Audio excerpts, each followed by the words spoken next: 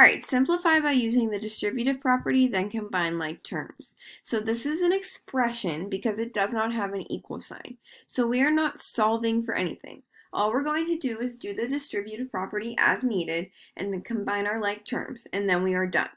So here, our original expression, 5x plus 7 times the quantity 2x minus 8 plus 10.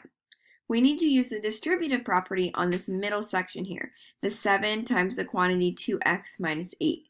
Remember, when we use the distributive property, we're taking this number that's outside the parentheses, and we're distributing it, or multiplying it, by every term that's inside the parentheses.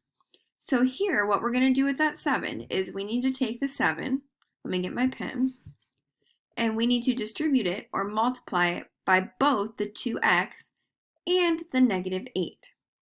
So when we do that, this 5x here at the beginning, it doesn't go away. We're not touching it yet, so we're going to have to bring it back down.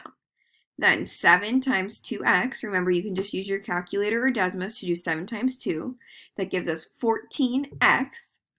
And 7 times negative 8, remember you can use Desmos or a calculator there, will give us negative 56. But again, we can't forget about this 10 that's being added on the end.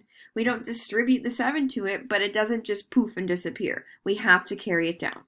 So now our new expression, after we've done the distributive property, is 5x plus 14x minus 56 plus 10.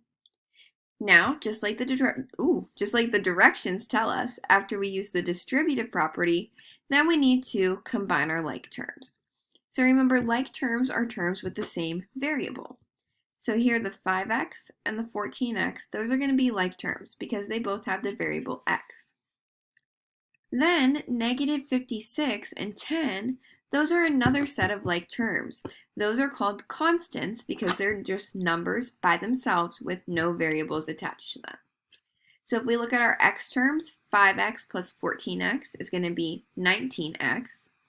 And then negative 56 plus 10 are constants. When we combine those, we get negative 46. So our simplified expression is 19x minus 46.